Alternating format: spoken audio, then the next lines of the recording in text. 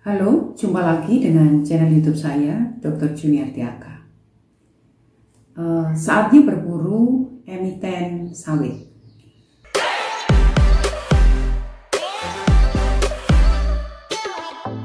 Program B30 ini sebetulnya program yang digagas oleh pemerintah dan sangat disupport oleh Pak Presiden, mencampur antara solar dengan hasil olahan sawit, gitu ya.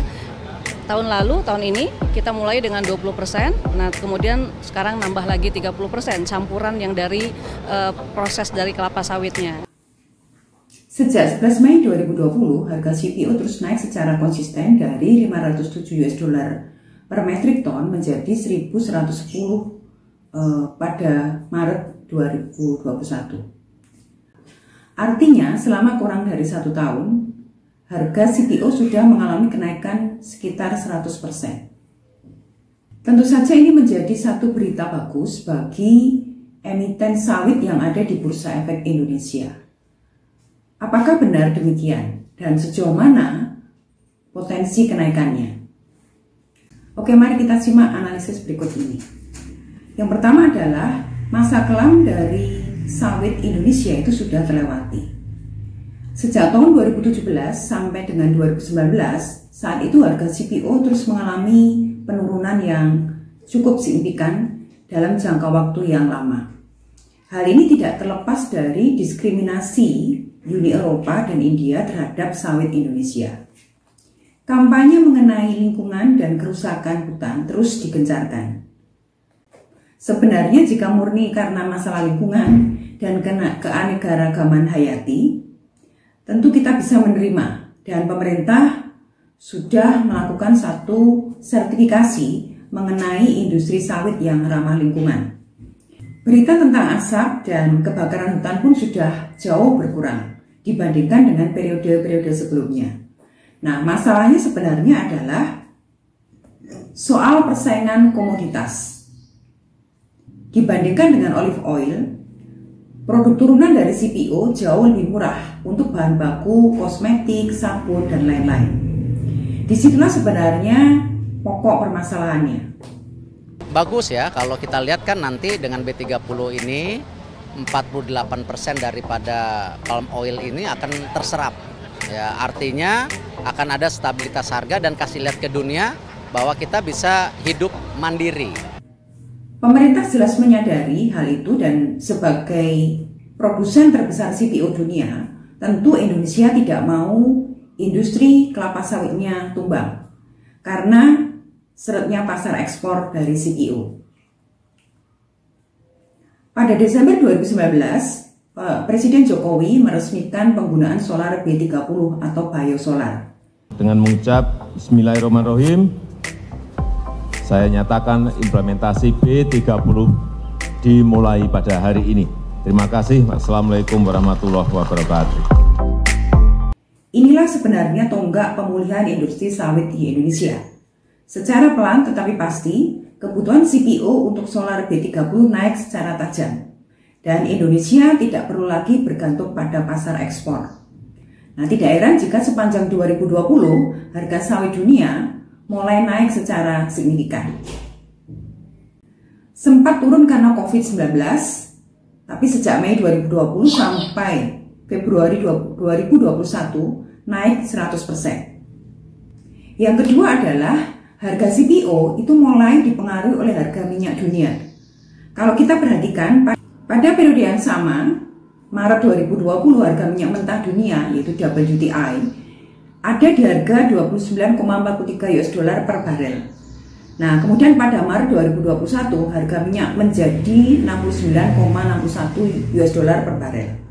Kenaikan ini setara dengan kenaikan CPO yang sebesar 100%. Dengan program B30 ini, volume solar Indonesia otomatis naik 30%. Yang sebelumnya B20 itu 20%. Karena solar yang tadinya berasal dari crude oil, sekarang ditambah 20%-nya atau sekarang 30%-nya dengan crude oil.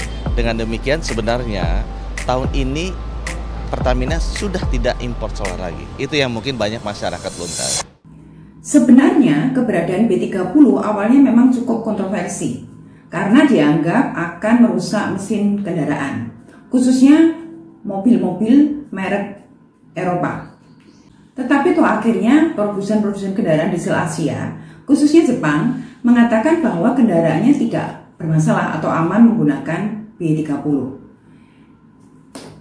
Jadi, bisik-bisiknya adalah sebenarnya larangan impor nikel yang saat ini diprotes oleh Uni Eropa adalah balasan terhadap ekspor CPO Indonesia yang didiskriminasi oleh Uni Eropa. Bisa jadi ya, siapa sih yang tidak jengkel kalau industri sawit yang lama menjadi tulang punggung ekspor tiba-tiba diganggu tanpa alasan yang jelas. Tapi ya ini kira-kira saya saja. Anda boleh setuju, Anda boleh juga tidak setuju. Silakan berkomentar di bawah ini. Nah, sampai berapa lama kenaikan dari sawit berimbas positif terhadap saham emiten kelapa sawit?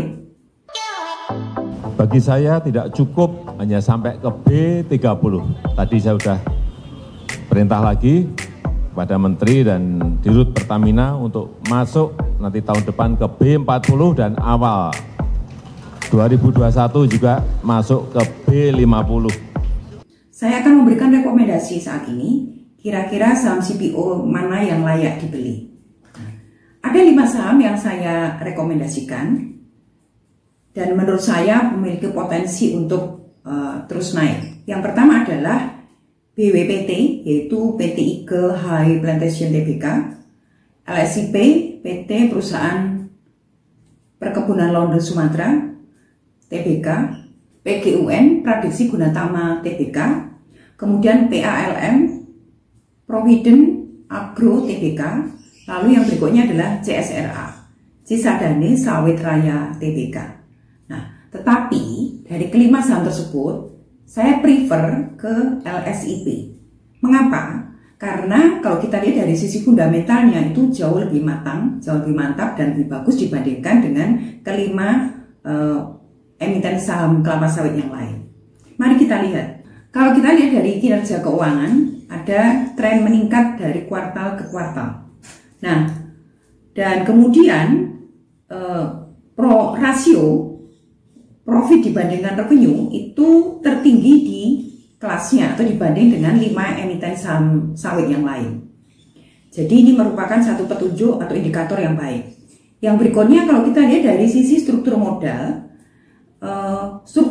dari LSIP itu termasuk struktur modalnya sehat atau berisiko rendah. Kenapa? Karena komposisi hutang dibandingkan dengan ekuitas itu jauh lebih tinggi ekuitas. Nah, artinya dalam jangka panjang LSIP punya potensi besar untuk menaikkan revenue dengan mendapatkan pendanaan dari luar, yaitu dari pinjaman. Karena dia tergolong masih aman dan memiliki resiko rendah dibandingkan dari struktur modal dibandingkan dengan 5 emiten saham yang lain. Oke, saya kira itu analisis saya untuk emiten saham di kelapa sawit. Semoga berguna bagi Anda untuk menggait Anda memilih saham-saham mana yang akan Anda putuskan untuk Anda beli. Terima kasih. Sampai jumpa di video berikutnya.